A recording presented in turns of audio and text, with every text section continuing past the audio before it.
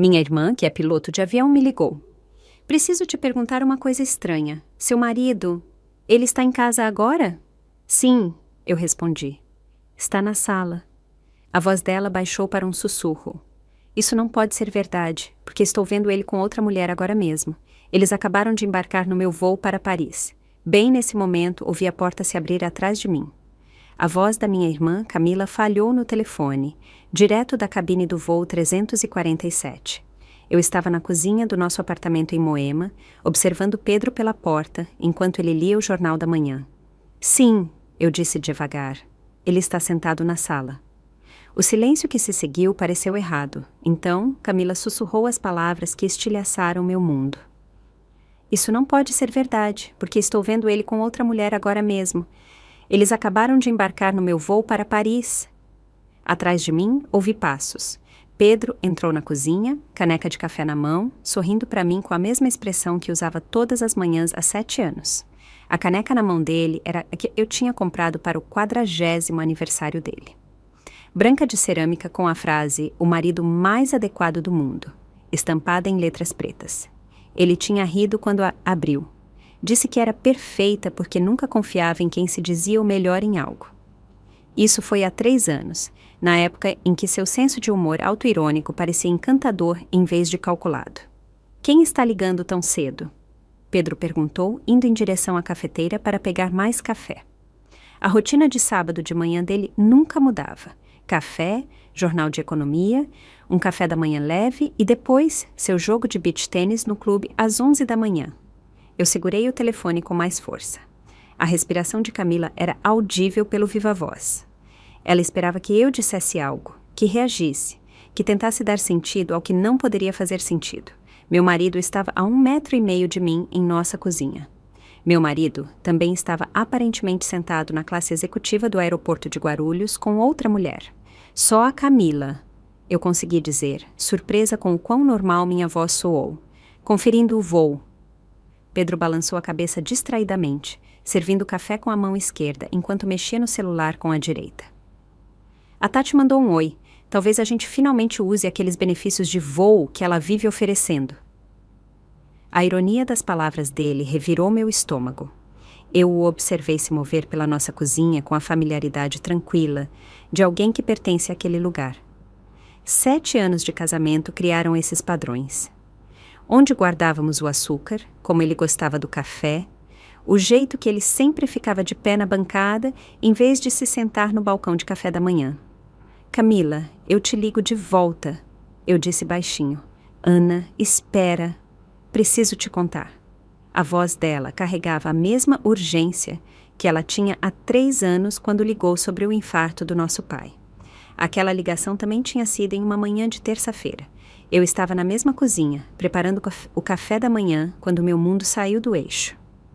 Eu te ligo de volta, eu repeti e encerrei a chamada. Pedro olhou para cima do celular. Tudo bem? Você parece pálida. Eu parecia? Olhei meu reflexo na porta do micro-ondas. O mesmo cabelo castanho avermelhado preso em um rabo de cavalo. Os mesmos olhos verdes que meu pai me deu. O mesmo rosto que me olhava de volta todas as manhãs há 37 anos. Mas as palavras de Camila tinham mudado algo fundamental. A cozinha parecia diferente agora. Como quando você percebe que um porta-retrato está torto há meses. Só cansada, eu disse, pegando minha própria caneca de café. Minhas mãos estavam firmes. 20 anos trabalhando como perita contábil me ensinaram a manter a compostura ao descobrir que nada era o que parecia. Eu já tive pessoas sentadas na minha frente, mentindo descaradamente sobre milhões desaparecidos, enquanto eu balançava a cabeça, fazia anotações e coletava evidências. Você devia voltar para a cama, Pedro sugeriu, seu sotaque carioca envolvendo as palavras com uma familiaridade reconfortante. Aquele sotaque me encantou em um jantar de amigos em comum há 8 anos. Ele estava explicando a diferença entre futebol e basquete, gesticulando com um copo de vinho e acidentalmente derramando-o no meu vestido. Sua mortificação tinha sido cativante. Ou será que foi? Talvez eu vá, eu disse, estudando o rosto dele. O mesmo queixo quadrado, os mesmos olhos verdes com pequenas manchas douradas, A mesma cicatriz pequena acima da sobrancelha esquerda de um acidente de bicicleta na infância. Cada detalhe exatamente como deveria ser. Meu celular vibrou. Uma mensagem de texto da Camila. Olhe isso agora. Uma foto apareceu. Através da janela do avião, eu podia ver o interior da classe executiva. Lá, na poltrona 3B, estava um homem de terno azul. A foto foi tirada de um ângulo, mas o perfil era inconfundível. O jeito que ele segurava aí a cabeça, a curva de seu queixo, o jeito particular que ele gesticulava ao falar. Pedro, meu Pedro, falando animadamente com uma mulher loira que parecia ter uns 25 anos, a mão dela repousando no antebraço dele com uma intimidade casual. Eu olhei para o Pedro na nossa cozinha, com um suéter de tricô cinza, os óculos de leitura empurrados para o cabelo, a mesma aliança no dedo esquerdo que tínhamos escolhido juntos em uma pequena joalheria nos jardins. Na verdade, eu disse, com a voz surpreendentemente firme. Acho que vou fazer panquecas. Panquecas? Ele ergueu uma sobrancelha. Numa terça-feira. Qual é a ocasião? A ocasião era que minha irmã estava vendo meu marido em um avião, enquanto meu marido estava em nossa cozinha. E uma dessas realidades tinha que ser falsa, mas eu não podia dizer isso, ainda não. Não até entender o que estava acontecendo. Uma esposa não pode fazer panquecas para o marido sem um motivo? Ele sorriu. Aquele meio sorriso particular que costumava fazer meu coração disparar. Claro, mas você sabe que tenho beach tênis às 11. Temos tempo de sobra, eu disse, puxando os ingredientes da despensa. Farinha, ovos, leite, coisas simples que faziam sentido. Ao contrário da foto no meu celular mostrando meu marido em 2 lugares ao mesmo tempo. Enquanto eu media a farinha em uma tigela, pensei nas pequenas inconsistências que eu tinha ignorado nos últimos meses. A noite em que ele voltou de um jantar com clientes cheirando a um perfume que eu não reconhecia. O fim de semana em que ele tinha ido para São Paulo para uma conferência da qual eu não conseguia encontrar nenhum registro online. O jeito que ele tinha sido perfeito ultimamente. Perfeito demais. Nenhum aniversário esquecido, nenhuma meia deixada no chão do quarto, nenhum daqueles hábitos irritantes que antes me deixavam louca, mas que agora pareciam estranhamente ausentes. Eu te amo, Pedro disse de repente, se aproximando para beijar minha testa. Os lábios dele eram quentes, familiares. Eu também te amo. Eu respondi automaticamente, as palavras tão vazias quanto a xícara de medição na minha mão. Ele voltou para o jornal, retomando sua rotina matinal. Eu o observei virar as páginas com movimentos precisos. Cada gesto exatamente como eu me lembrava, mas a memória, eu estava aprendendo, podia ser fabricada. A realidade podia ser editada. E em algum lugar entre minha cozinha e o aeroporto de Guarulhos, meu casamento tinha se dividido em 2 versões. Uma delas era uma mentira. Peguei meu celular e digitei uma mensagem para Camila. Não deixe esse avião decolar. Mas mesmo enquanto eu enviava, eu sabia que era tarde demais. Os motores já estavam funcionando. A porta já estava fechada. E qualquer que fosse o jogo que estava sendo jogado na minha vida, já tinha começado. O som da porta do apartamento se fechando ecoou pelo corredor enquanto Pedro saía para o jogo de beach tênis. Fiquei na janela observando-o sair do nosso prédio, a mochila de academia pendurada no ombro, aquele passo confiante inalterado, depois de todos esses anos. Ele virou à esquerda, em direção ao clube, exatamente como fazia todas as terças e sábados. Normal, previsível, exceto que nada parecia normal mais. No momento em que ele desapareceu na esquina, eu me movi com um propósito em direção ao escritório dele. A mesa de jacarandá que tínhamos comprado em um bazar no Morumbi ficava sob seus diplomas da USP e da FGV. Tudo meticulosamente organizado, como sempre. Mas a organização, eu tinha aprendido em anos de contabilidade forense, muitas vezes escondia as mais elaboradas decepções. Abri meu notebook e entrei nas nossas contas conjuntas. Meus dedos se moviam pelo teclado com a mesma precisão que eu usava para rastrear fundos desviados de empresas grandes. Os extratos do cartão de crédito carregaram devagar, e cada mês revelava um padrão que apertou meu peito. Lá estava, uma despesa no Hotel Copacabana Palace, de 15 a 18 de março. Eu me lembro daquele fim de semana claramente. Pedro supostamente tinha ido para Paraty para ajudar a mãe dele a reorganizar a garagem depois da morte do pai. Eu me ofereci para ir junto, mas ele insistiu que eu ficasse em casa e descansasse depois de uma auditoria particularmente exaustiva. A despesa do hotel era para 2 hóspedes, serviço de quarto para 2, tratamentos de spa para 2. Minhas mãos tremeram levemente enquanto eu rolava mais. Gramado, o Hotel Laghetto Estilo. Um fim de semana em que ele tinha dito que estava em jantares com clientes no centro. Eu estava em casa com intoxicação alimentar, doente demais para questionar por que suas reuniões com clientes exigiam pernoites em hotéis a 40 minutos do nosso apartamento.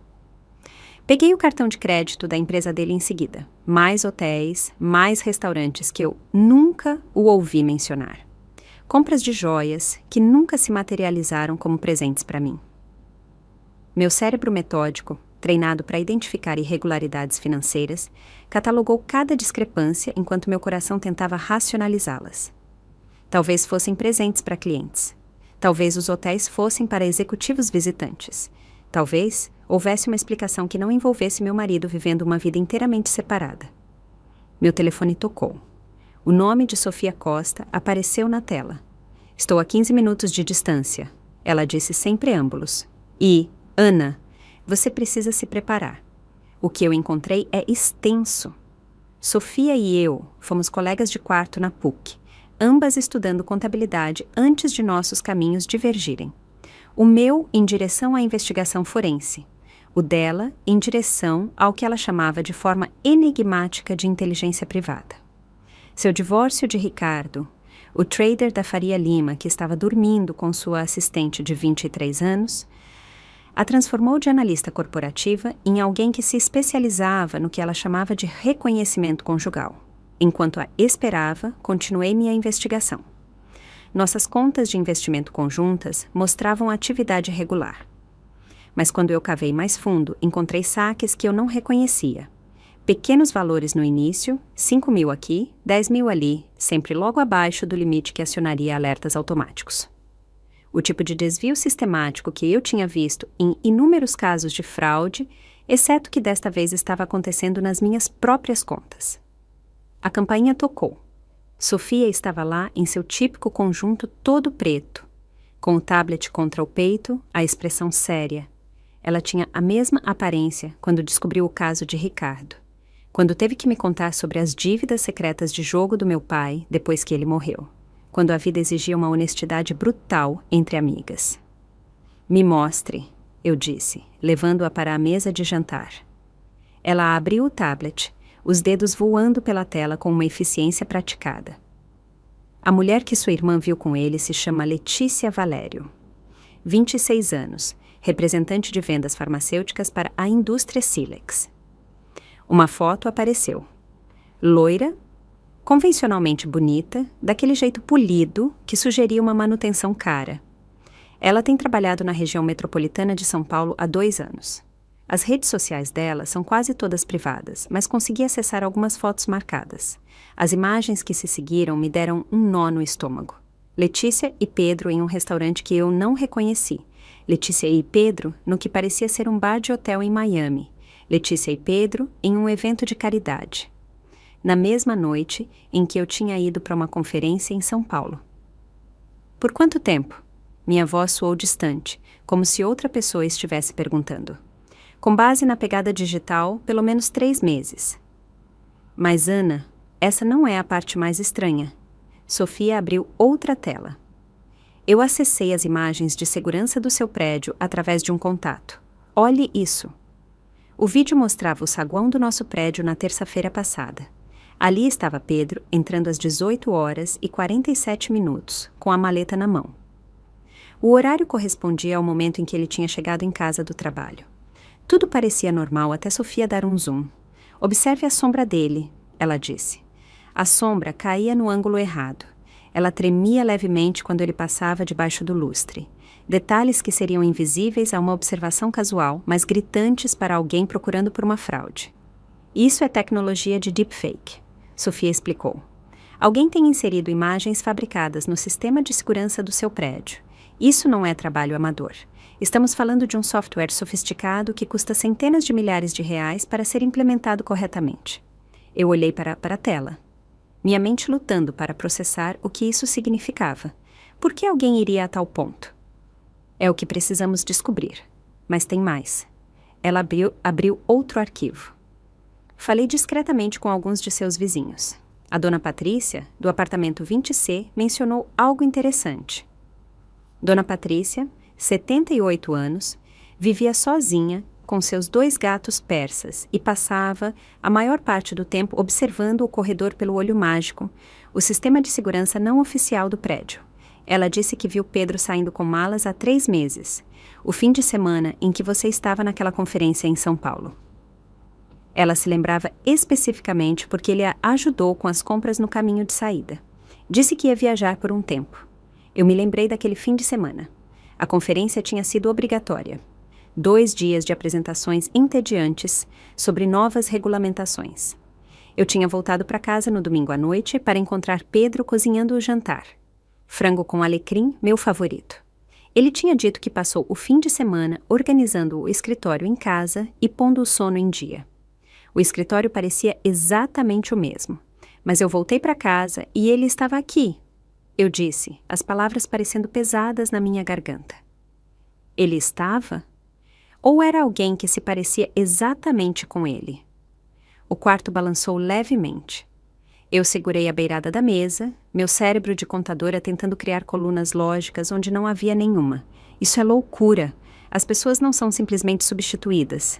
Não, Sofia concordou, a voz dela gentil, mas firme. Não são. Não sem recursos e planejamentos significativos. Ana, Pedro estava trabalhando em algo sigiloso? Algum negócio ou projeto que poderia fazê-lo um alvo?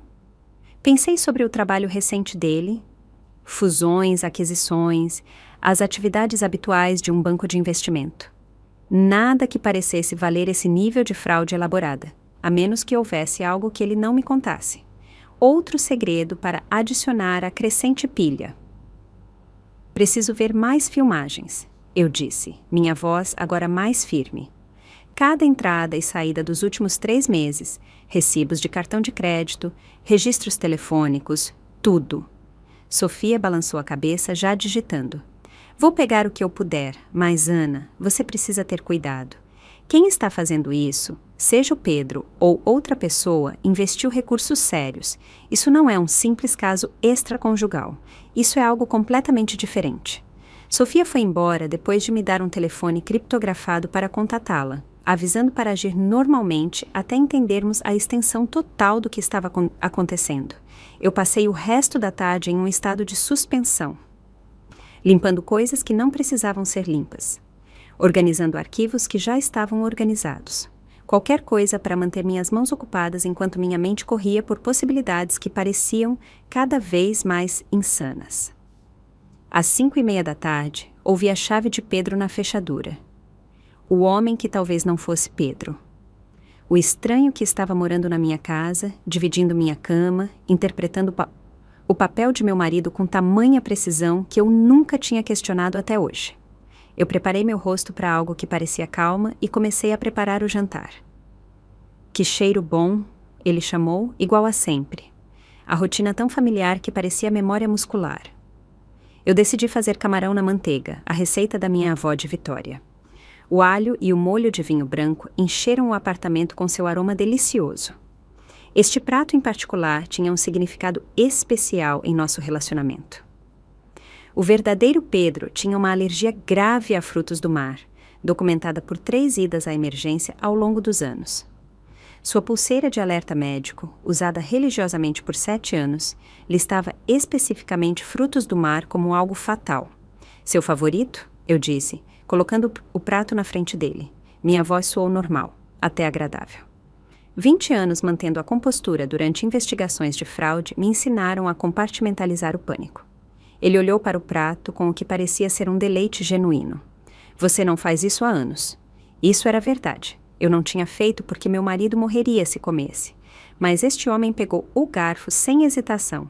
enrolando o macarrão com uma facilidade praticada, levando um camarão à boca com prazer.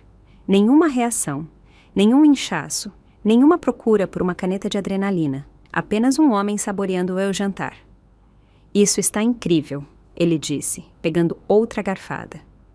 Sua avó ficaria orgulhosa. Minha avó tinha morrido há 15 anos, mas ela teria ficado horrorizada ao me ver servindo frutos do mar para alguém que eu estava testando como uma cobaia de laboratório.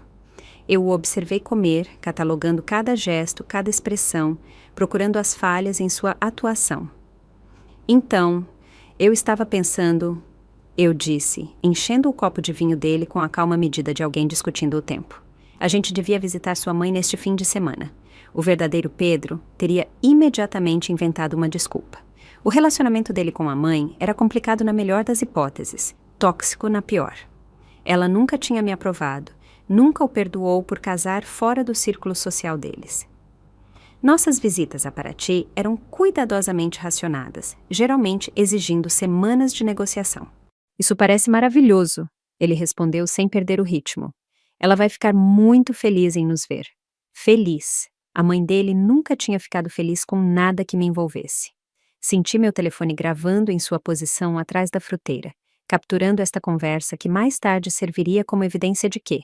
De que meu marido tinha sido substituído por alguém que realmente gostava da mãe dele?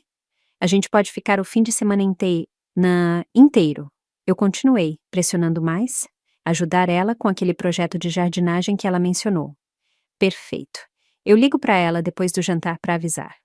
O verdadeiro Pedro preferiria fazer uma cirurgia dentária sem anestesia a passar um fim de semana fazendo trabalho manual para a mãe.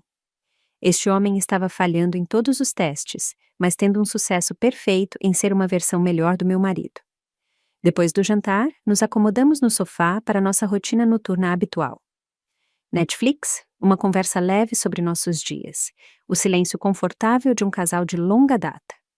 Exceto que nada disso parecia mais confortável.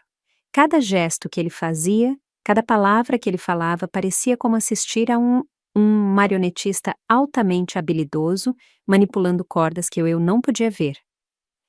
Estou exausta, anunciei às 10 horas, me espreguiçando de forma exagerada.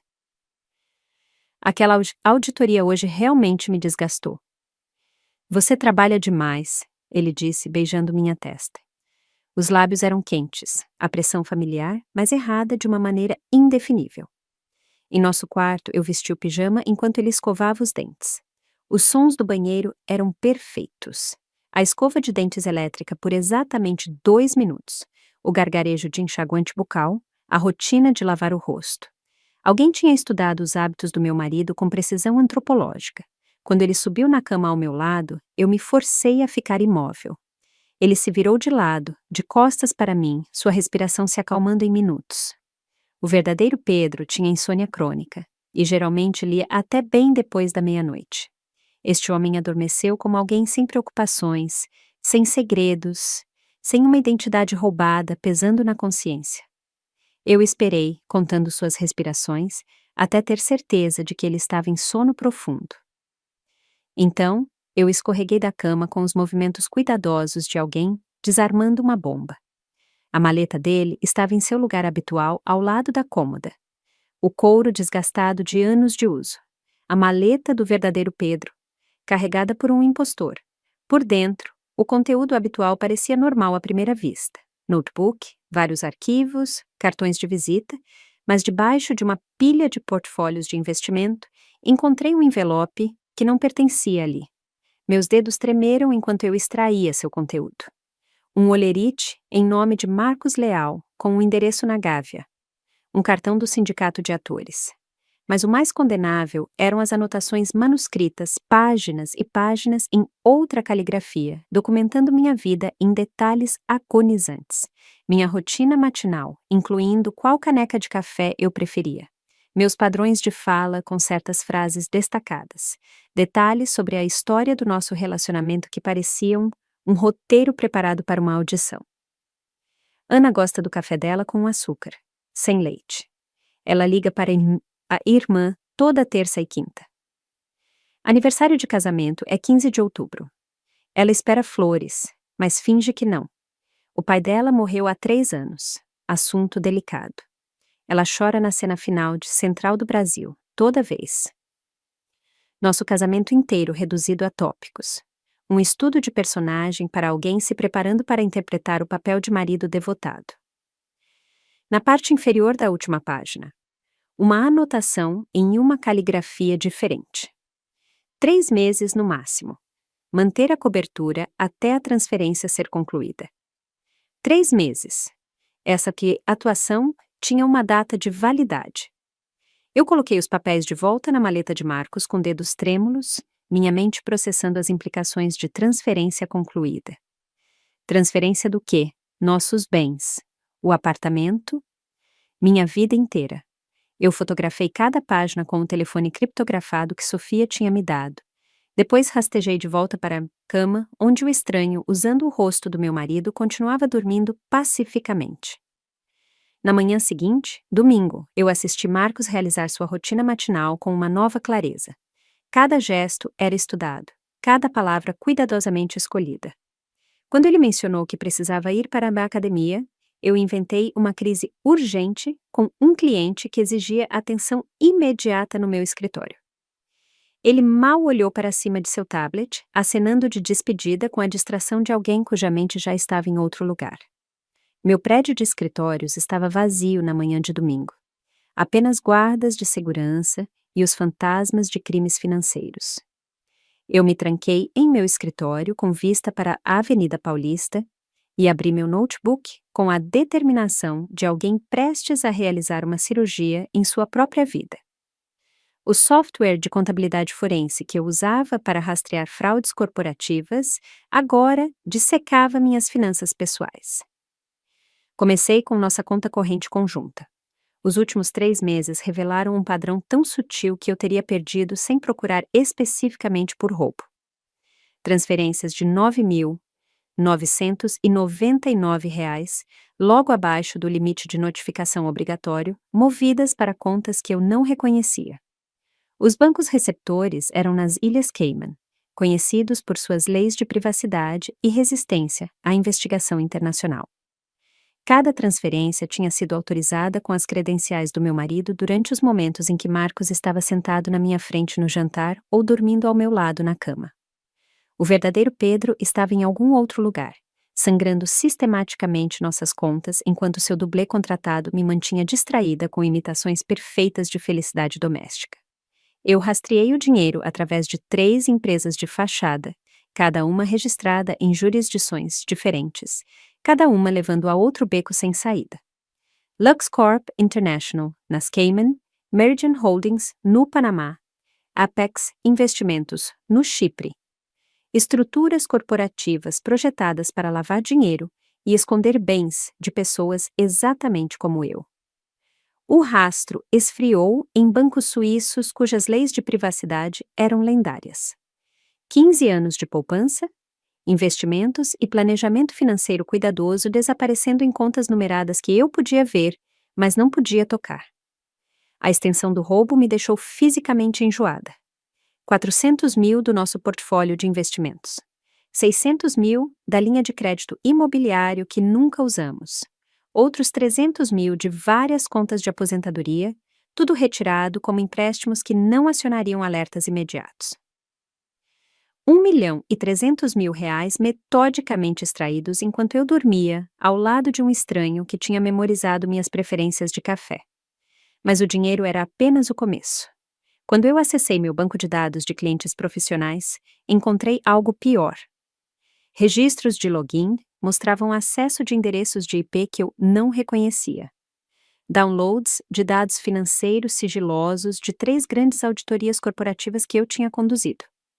Informações que, em mãos erradas, poderiam facilitar o uso de informações privilegiadas no mercado financeiro que valeriam dezenas de milhões. Peguei o perfil profissional de Letícia Valério. Representante de vendas farmacêuticas parecia uma história de fachada agora. O LinkedIn dela mostrava conexões com vários gerentes de fundos de investimento, do tipo que operam em áreas legalmente obscuras e não se importam com a origem de suas informações.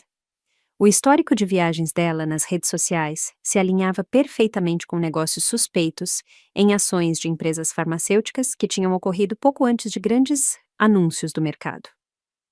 Eles não estavam apenas roubando de mim. Eles estavam usando minha reputação, meu acesso, meus relacionamentos com clientes para cometer crimes federais. Cada login não autorizado, cada arquivo roubado, cada negócio suspeito seria rastreado de volta às minhas credenciais. Se fosse descoberta, eu não perderia apenas dinheiro. Eu perderia minha licença, minha carreira, potencialmente minha liberdade. Eu precisava de ajuda além do que Sofia poderia fornecer. Grace Dantas atendeu na terceira chamada, a voz dela rouca de sono. Nós éramos amigas desde que ela era uma promotora ambiciosa e eu estava testemunhando como perita em casos de fraude. O divórcio dela de um juiz que estava aceitando propinas tinha acabado com sua carreira no escritório do Ministério Público, mas aguçado sua compreensão de como o sistema falhava com mulheres que descobriam que seus maridos eram criminosos. Ana, são 7 da manhã de domingo. Preciso da sua ajuda. Você pode me encontrar no meu escritório? Algo na minha voz deve ter transmitido a urgência. 20 minutos, ela disse e desligou. Grace chegou parecendo que tinha jogado as primeiras roupas que encontrou. Seus instintos de promotora ainda estavam afiados, apesar de 3 anos em prática privada. Eu mostrei tudo a ela. As transferências financeiras, os dados de clientes roubados, as fotografias do conteúdo da maleta de Marcos. Ela estudou a evidência com a intensidade focada que uma vez deixou advogados de defesa nervosos. Isso é sofisticado, ela finalmente disse. Roubo de identidade de nível profissional combinado com fraude financeira e espionagem corporativa. Mas aqui está o seu problema. Tudo é tecnicamente autorizado. As credenciais do seu marido foram usadas, a biometria dele, as senhas, sem provar que ele não estava realmente presente para essas transações. Você está em uma situação de ele disse, ela disse, mas eu tenho provas de que Marcos Leal o tem personificado. Um ator que poderia alegar que foi contratado por um motivo legítimo. Talvez Pedro quisesse te fazer uma surpresa. Talvez fosse pesquisa para algo. Sem o Pedro aqui para contradizer essa história, e com ele presumivelmente pronto para negar tudo de onde quer que ele esteja se escondendo, as autoridades não agirão rápido o suficiente. No momento em que eles investigarem, o dinheiro terá sumido e a evidência desaparecerá. Meu celular vibrou. Não meu celular regular, mas o criptografado que Sofia tinha me dado. Eu o tinha deixado escondido na minha gaveta de mesa. A notificação mostrava uma nova mensagem em um aplicativo que eu não reconhecia. Grace se inclinou sobre mim enquanto eu o abria. Um único texto de um número desconhecido. Verifique o celular antigo de Pedro. Eu olhei para Grace. Quem mais sabe disso? Alguém que quer que você encontre algo, ela disse. Isso parece um rastro de migalhas. Nós voltamos para o meu apartamento juntas.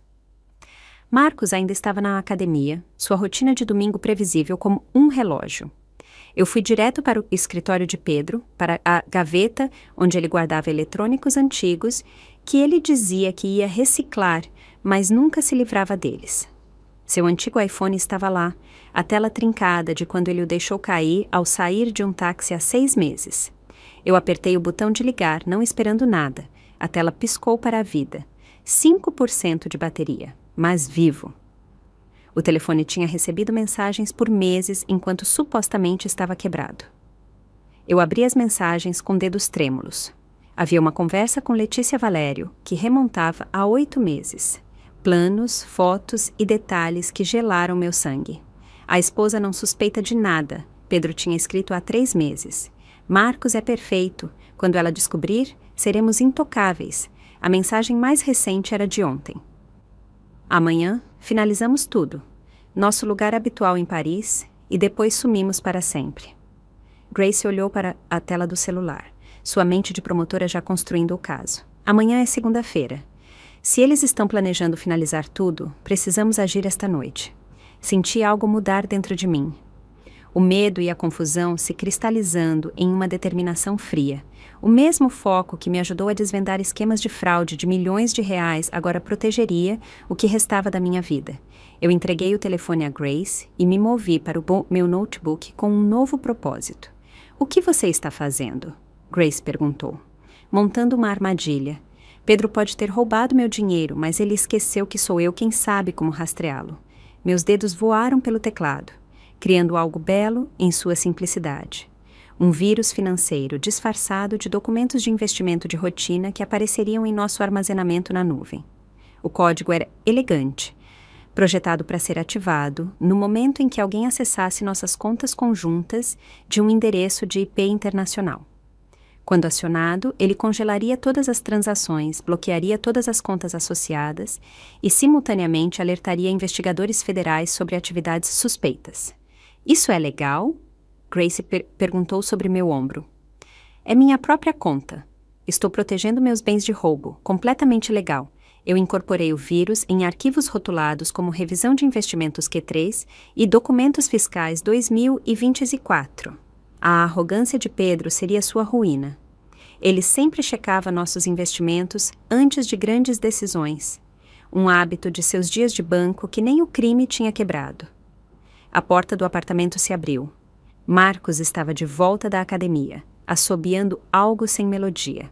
Grace e eu trocamos olhares. Ela entendeu imediatamente, enfiando o celular de Pedro em sua bolsa enquanto eu fechava meu notebook.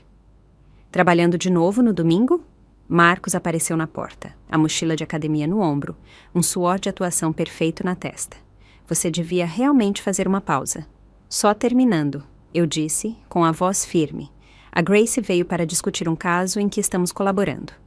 Ele balançou a cabeça para Grace com um charme praticado. Bom te ver. Você vai ficar para o almoço? Na verdade, eu disse me levantando. Eu estava pensando que a gente poderia almoçar naquele lugar no centro histórico. Sabe, onde a gente foi depois da nossa lua de mel. Eles tinham aquele incrível pastel de Belém.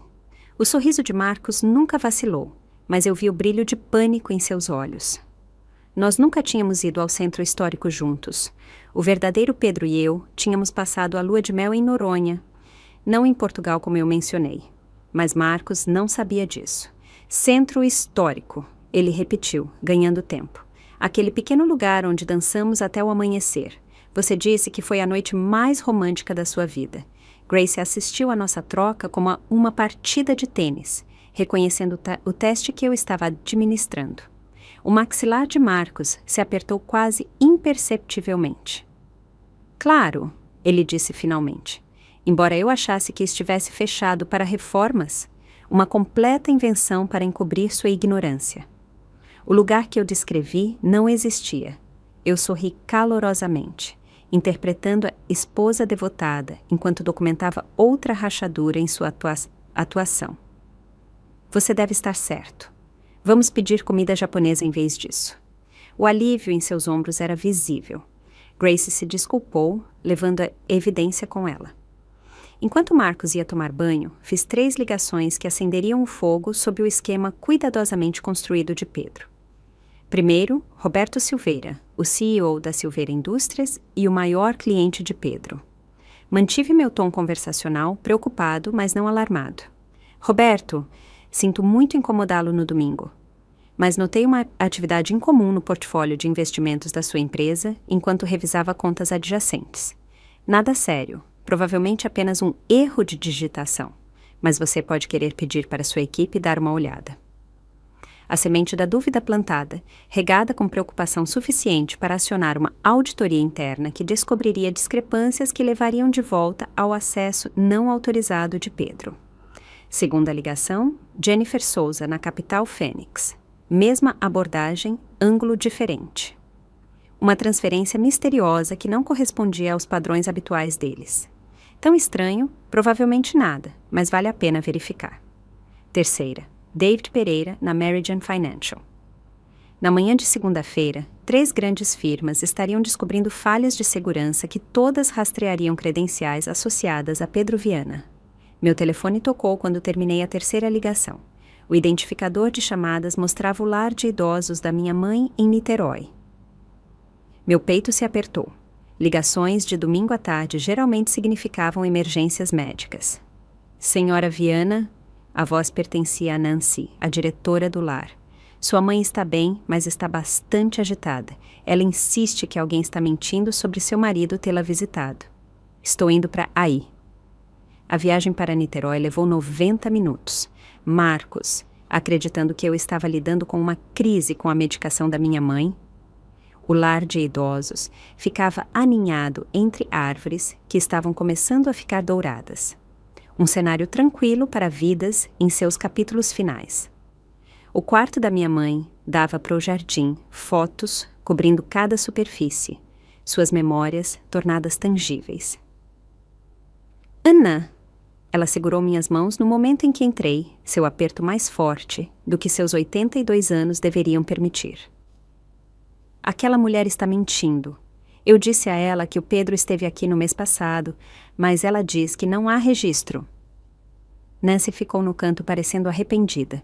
O livro de visitas não mostra nenhuma entrada, mas a senhora Viana está irredutível.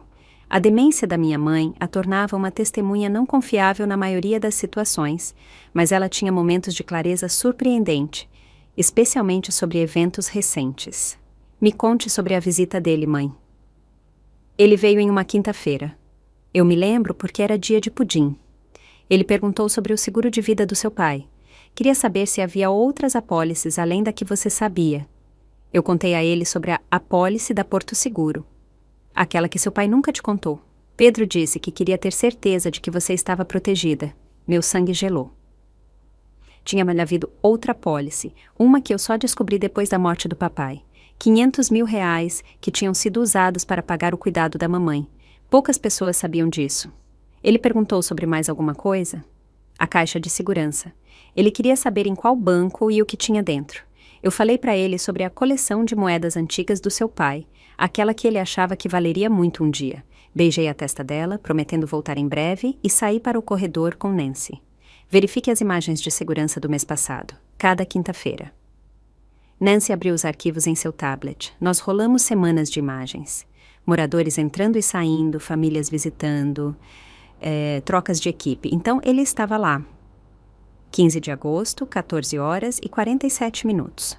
Pedro andando pela porta da frente, assinando o livro de visitas, passando 43 minutos com a minha mãe. Mas o livro que Nancy pegou, a folha de registro física, fotografada e arquivada, o nome de Pedro não estava lá. A página mostrava um espaço em branco como se aquela linha tivesse sido pulada inteiramente. Ele assinou, Nancy disse confusa. Eu ouvi assinar. Alguém tinha digitalmente alterado a imagem arquivada, removendo sua assinatura com precisão cirúrgica, mas não tinham pensado em verificar as imagens de segurança. Pedro estava planejando isso por meses, coletando informações sobre cada bem, cada apólice, cada possível fonte de dinheiro. Ele até tinha se dirigido à minha mãe, extraindo informações financeiras de suas memórias confusas. Eu dirigi de volta de Niterói com as imagens de segurança salvas no meu telefone. Outra peça de evidência na crescente montanha de enganos de Pedro.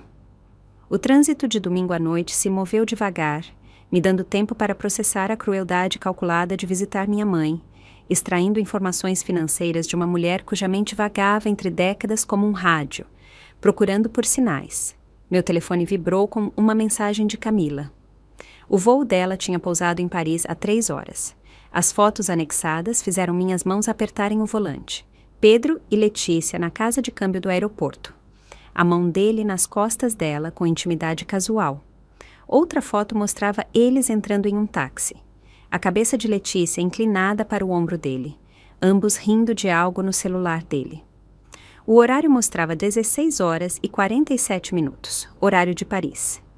A próxima foto parou minha respiração por um momento. Eles estavam na recepção do Hotel Le Bristol, um lugar onde os quartos começavam em 4 mil reais por noite. Letícia usava uma pulseira de diamante que eu reconheci. Aquela que Pedro supostamente tinha comprado para o 70º aniversário da mãe dele há 6 meses. A linguagem corporal entre eles falava de um conforto praticado, do tipo que se desenvolve ao longo de anos, não meses. O jeito que ela ajustava a gola dele, o jeito que ele a guiava pelo saguão com confiança possessiva. Isso não era um caso extraconjugal recente. Isso era um relacionamento que poderia ter sido anterior ao nosso casamento inteiro. Eu entrei na garagem do nosso prédio às 20h30 para encontrar Marcos andando perto do elevador, com o telefone pressionado no ouvido. Quando ele me viu, seu rosto se ajeitou para uma expressão de preocupação, mas não rápido, o suficiente para esconder o brilho de ansiedade por baixo. Aí está você, ele disse, terminando a ligação abruptamente. Eu estava começando a ficar preocupado. Como está sua mãe? Ela está bem, só confusa sobre alguns documentos financeiros antigos. Eu o observei processar isso, vi o leve relaxamento em seus ombros quando não dei mais detalhes. De volta ao nosso apartamento, tomei uma decisão que ou exporia tudo ou destruiria minha chance de justiça. Sentada em frente a Marcos em nossa mesa de jantar, peguei meu telefone com uma casualidade deliberada. Eu estava pensando, eu disse, rolando meu calendário. Nosso aniversário de casamento está chegando no próximo mês, 8 anos desde aquele jantar em que nos conhecemos. Marcos balançou a cabeça, o treinamento de ator mantendo sua expressão neutra. Apesar do fato de que Pedro e eu estávamos casados há 7 anos, não 8. Outro teste falhou. Eu quero fazer algo especial. Uma festa surpresa na terça-feira de manhã, antes que o mercado abra. Convide todos os seus colegas do banco. Seus maiores clientes, mostre a eles o apartamento. Sirva champanhe e aqueles pequenos doces franceses que você adora. Os olhos dele piscaram com confusão. Terça-feira de manhã. Isso é um horário incomum para uma festa. Você sempre disse que os melhores negócios acontecem antes do café da manhã. Além disso, seria memorável. Diferente. Eu abri meus contatos, deixando o entusiasmo colorir minha voz. Eu cuido de tudo. Você só precisa enviar os convites hoje à noite. Faça parecer exclusivo, urgente. Diga a eles que é importante que eles compareçam. Marcos hesitou, claramente tentando descobrir se isso fazia parte de seu roteiro ou algo inesperado. Mas recusar quebraria o personagem e manter sua cobertura era primordial. Se é isso que você quer, ele disse finalmente. Perfeito. Envie-os agora enquanto eu faço o jantar. Quero ver as respostas. Eu observei compor a mensagem em seu telefone, seus dedos se movendo de má vontade pela tela. Colegas de banco de investimento, grandes clientes, pessoas cuja presença seria impossível de explicar quando agentes federais chegassem. Em minutos, as respostas começaram a chegar. Confusão misturada com acordo. Quando Pedro Viana solicitava sua presença, você aparecia. Enquanto preparava nosso último jantar juntos, senti uma onda inesperada de simpatia por Marcos Leal. Ele era um ator fracassado do Rio de Janeiro que tinha pensado que estava tendo uma chance, interpretando um papel para o que ele provavelmente presumiu ser um reality show ou uma pegadinha elaborada. Em vez disso, ele tinha se tornado um cúmplice em crimes federais. Preso em uma atuação onde as apostas eram sentenças de prisão, não críticas ruins. Eu fiz salmão com aspargos. Simples e rápido. Marcos sentou na bancada da cozinha, mantendo a ilusão de normalidade doméstica, enquanto ambos sabíamos que algo tinha fundamentalmente mudado. O roteiro que ele tinha memorizado não combinava mais com a cena que estava sendo interpretada. Vinho? Eu ofereci, segurando uma garrafa do Malbec que geralmente compartilhávamos nas noites de domingo. Ele balançou a cabeça rapidamente. Não estou me sentindo bem. Acho que estou ficando doente. A primeira vez em 3 meses que ele tinha recusado o álcool. Seus instintos estavam gritando avisos, mesmo que sua mente consciente não tivesse processado completamente o perigo. Eu me servi um copo, precisando da coragem líquida para o que estava por vir. Marcos, eu disse baixinho, e todo o corpo dele ficou rígido. Eu nunca chamei o Pedro pelo nome errado. Eu sei quem você é. O silêncio se esticou entre nós como uma corda bamba. O rosto dele passou por várias emoções. Surpresa, medo, cálculo e finalmente resignação. Quando ele falou, o sotaque carioca tinha sumido, substituído por um sotaque de São Paulo. Há quanto tempo você sabe? Desde terça-feira de manhã, quando minha irmã viu o verdadeiro Pedro embarcando em um avião enquanto você estava sentado na nossa sala. Ele colocou a cabeça entre as mãos, o gesto tão genuinamente humano que minha raiva vacilou. Eu não sabia sobre os crimes. Quer dizer, ele disse que vocês estavam separados, que ele precisava de alguém para cuidar da casa, manter as aparências por motivos de negócios, me pagou R$ 20.000 em dinheiro para fingir ser ele por 3 meses. Eu achei estranho, mas legal. Você realmente acreditou nisso? Eu queria acreditar. A voz dele falhou levemente. Eu estou fazendo testes há 15 anos, trabalhando como garçom, dirigindo caminhão de entrega, vendo atores mais jovens pegarem os papéis que eu queria. Aí esse cara aparece, me oferece mais dinheiro do que eu já vi na vida para fazer um papel. Eu não fiz perguntas porque não podia me dar esse luxo. Meu celular vibrou com uma mensagem de Grace. O FBI se move amanhã de manhã. Tudo está no lugar. Eu olhei para Marcos, este estranho que tinha dormido na minha cama, comido na minha mesa, participado de uma fraude que tinha destruído minha vida. Mas sentada em frente a ele agora, vendo a derrota em seus ombros, reconheci outra vítima da manipulação de Pedro. Amanhã de manhã, agentes federais vão chegar. As pessoas que você convidou estarão aqui para testemunhar. Você pode ser preso como um co-conspirador ou cooperar como uma testemunha. Testemunha, ele disse imediatamente. Pelo amor de Deus, testemunha. Eu tenho documentos, gravações. Ele me fez guardar tudo, caso você suspeitasse. Disse que era um seguro. Marcos passou a noite em nosso sofá, depois de me mostrar uma chave de um depósito onde ele tinha guardado tudo. Contratos, gravações de chamadas com Pedro, instruções detalhadas para manter a fraude. Nós mal dormimos, ambos esperando pelo amanhecer que encerraria essa atuação elaborada. Às 5h47 da manhã, meu telefone tocou. Eles os pegaram, Camila disse, a voz dela carregando exaustão e satisfação em igual medida. A polícia francesa os prendeu no aeroporto Charles de Gaulle. Eles estavam tentando embarcar em um voo de conexão para a Suíça. Eu a coloquei no viva-voz para que Marcos pudesse ouvir. Ele se sentou no sofá, a coberta que eu tinha dado a ele enrolada na cintura, parecendo um homem prestes a ouvir seu próprio veredito. A prisão foi dramática, Camila continuou. Eles estavam no lounge executivo quando a polícia chegou. Letícia começou a chorar, alegando que não sabia de nenhum crime. Mas Pedro, a compostura dele finalmente desmoronou. Ele tentou correr. Eles o derrubaram ali mesmo na frente de todo mundo. Alguém filmou. Já está nos canais de notícias europeus. Marcos fechou os olhos, talvez percebendo o quão perto ele chegou de estar naquelas algemas.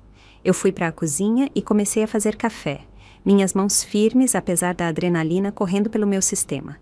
O apartamento logo se encheria de testemunhas da culminação da fraude de Pedro. Às 7h30 da manhã, os primeiros convidados começaram a chegar. Roberto Silveira, da Silveira Indústrias, parecendo confuso, mas curioso. Jennifer Souza, da Capital Phoenix, vestida impecavelmente apesar da hora incomum. David Pereira, vários sócios juniores da firma de Pedro, clientes cujos portfólios representavam bilhões em bens gerenciados. Eles se aglomeraram em nossa sala, aceitando café e fazendo uma conversa fiada sobre a urgência misteriosa do convite. É bom que valha a pena, Pedro, Roberto disse para Marcos, que estava congelado perto da janela. Eu cancelei um café da manhã com a equipe de vendas. Marcos olhou para mim, o pânico evidente em seus olhos. O roteiro não o tinha preparado para isso. Eu dei um passo à frente, interpretando a anfitriã graciosa pela última vez. Obrigada a todos por virem. Eu sei que o horário é incomum, mas vocês entenderão em um momento por que a presença de vocês é tão importante. Às 7h58 da manhã, ouvi passos no corredor, vários conjuntos se movendo com propósito. Marcos também os ouviu, seu rosto ficando pálido. A campainha tocou uma vez, formalmente, seguida imediatamente por batidas firmes. Agentes federais. Temos um mandado. O quarto explodiu em murmúrios confusos enquanto eu abria a porta. 6 agentes do FBI entraram. A presença deles imediatamente transformando nosso apartamento de um encontro social para uma cena de crime. A agente principal, uma mulher com cabelos grisalhos e olhos que não perdiam nada, ergueu suas credenciais. Agente Sarah Martins, Divisão de Crimes Financeiros do FBI. Estamos procurando por Pedro Viana. Esse sou eu, Marcos disse, seu sotaque de São Paulo vazando através do verniz carioca. Quer dizer, não sou. Ele olhou para a agente Martins com alívio desesperado. Eu quero cooperar. Eu tenho provas. Eu fui contratado para personificá-lo. O quarto ficou em silêncio, exceto pelo som do copo de café de alguém batendo em um pires com muita força. A boca de Roberto Silveira se abriu e fechou como um peixe ofegando por ar. Jennifer Souza pegou o celular, provavelmente calculando a exposição de sua firma ao que estava se desenrolando. Senhor Leal! A agente Martins disse claramente, já sabendo o nome verdadeiro dele. O senhor está preso por conspiração para cometer fraude, roubo de identidade e lavagem de dinheiro. Enquanto eles algemavam Marcos, ele olhou para mim com algo parecido com gratidão. O depósito na Rua da Gávea, ele disse rapidamente. Unidade 447. Está tudo lá. Enquanto os agentes liam os direitos de Marcos, meu notebook tocou com uma notificação que eu estava esperando. O vírus financeiro tinha sido ativado. Na minha tela, eu assisti em tempo real, enquanto contas nas Ilhas Cayman, Suíça e Chipre congelavam simultaneamente. 47 milhões de reais em fundos roubados presos em um âmbar digital. Registros de transações automaticamente encaminhados para promotores federais, o imposto de renda e a CVM. Cada agência que Pedro pensou ter evitado agora tinha um registro completo de seus crimes. Senhora Viana, a agente Martins se aproximou de mim enquanto sua equipe prendia Marcos. Precisaremos que a senhora venha conosco para uma declaração formal. Claro, eu disse. Mas primeiro, essas pessoas merecem saber por que estão aqui. Peguei meu celular, encontrando a gravação da chamada de Camila da manhã de terça-feira. A voz dela encheu o quarto, clara e profissional. Preciso te perguntar uma coisa estranha. Seu marido, ele está em casa agora? A gravação tocou através daqueles primeiros momentos de descoberta. Os executivos reunidos ouviram com uma compreensão crescente, a verdade nascendo em seus rostos. Eles não estavam aqui para uma festa de aniversário. Eles eram testemunhas do desvendamento de uma fraude maciça que poderia ter destruído suas empresas. O marido de vocês, agente Martins, se dirigiu ao quarto, enquanto sua equipe trabalhava, tem roubado segredos corporativos e facilitado o uso de informações privilegiadas no mercado, usando informações obtidas através do trabalho de contabilidade forense de sua esposa. O homem com quem vocês têm se encontrado nos últimos 3 meses era o Sr. Leal, contratado para manter a ilusão, enquanto o verdadeiro Pedro Viana tentava fugir com bens roubados. David Pereira afundou em nosso sofá, calculando a exposição de sua firma. Jennifer Souza já estava no telefone com sua equipe jurídica, mas Roberto Silveira se aproximou de mim, a expressão dele mudando de choque para algo parecido com admiração. Você descobriu. Você armou isso. Eu balancei a cabeça, exausta de repente. Ele contava comigo para não notar, ou para não conseguir provar se eu notasse. As irregularidades de auditoria que você mencionou no domingo eram reais. Os sistemas de vocês foram comprometidos, mas agora o FBI tem tudo o que precisa para rastrear exatamente o que foi roubado e como. O telefone da agente Martins vibrou. Ela atendeu, ouvindo, e então olhou para mim. As autoridades francesas confirmaram que tem Pedro Viana e Letícia Valério sob custódia. Eles serão extraditados para enfrentar acusações aqui. O apartamento que tinha sido nosso lar, nosso santuário, era agora uma cena de crime. Agentes fotografaram tudo, coletaram evidências, trataram nossa vida juntos, como exposições em um caso federal. As testemunhas reunidas, gradualmente, foram embora, cada uma parando para oferecer condolências desajeitadas ou gratidão confusa. Enquanto o último agente se preparava para sair, a agente Martins me entregou um cartão. Precisaremos que a senhora testemunhe. Seu trabalho forense, o vírus que a senhora criou para rastrear o dinheiro, é a fundação do nosso caso. Estarei lá, eu disse, e eu quis dizer isso. O apartamento ficou em silêncio. Fiquei na nossa cozinha, cercada pelos restos da última atuação de Marcos, sua caneca de café ainda na bancada, a coberta que eu tinha dado a ele no sofá, as anotações que ele tinha escondido pelo apartamento para lembrar suas falas. Adereços em uma peça que finalmente tinha terminado. Meu celular vibrou com uma notícia. Vídeo do aeroporto Charles de Gaulle. tremido, mas claro. Pedro algemado, sua compostura perfeita e estilhaçada, sendo levado pelo aeroporto enquanto viajantes paravam para olhar. Letícia ao lado dele, a maquiagem de grife borrada de lágrimas, seu sonho parisiense terminando em custódia da polícia francesa. Eu assisti ao vídeo mais uma vez antes de fechar meu notebook. A prisão de Pedro se desenrolando em imagens de aeroporto granuladas, que de alguma forma se tornaram o clipe mais assistido em canais de notícias financeiras. O horário no canto dizia 6 meses atrás, mas parecia que uma vida inteira tinha passado desde aquela manhã de terça-feira em que meu mundo se dividiu em dois. O apartamento estava vazio ao meu redor agora. Nossos móveis vendidos ou doados, as paredes carregando retângulos pálidos onde obras de arte antes pendiam. Os transportadores tinham levado as últimas caixas ontem, deixando apenas os ecos de um casamento que tinha sido mais atuação do que parceria. Fiquei nas janelas com vista para São Paulo, as chaves pesadas na minha mão, esperando pelo síndico, que tomaria posse em 20 minutos. O processo de divórcio tinha se movido com uma velocidade incomum assim que os promotores federais apresentaram seu caso. O advogado de Pedro, trabalhando de um centro de detenção francês enquanto lutava contra a extradição, tinha pouca influência contra as evidências de fraude, roubo de identidade e conspiração. A juíza, uma mulher que tinha visto crimes financeiros suficientes para reconhecer o comportamento predatório, tinha sido particularmente insensível a um marido que tinha contratado um ator para se substituir enquanto liquidava bens do casamento. O acordo me deixou com mais do que eu esperava. O produto da venda do apartamento, fundos recuperados das contas congeladas e danos que a companhia de seguros de Pedro pagou em vez de enfrentar um julgamento público. Dinheiro não podia comprar de volta 3 meses de dormir ao lado de um estranho, ou 7 anos com um homem capaz de tal fraude, mas podia comprar liberdade para reconstruir. Meu telefone tocou, mostrando um lembrete de agendamento de cliente.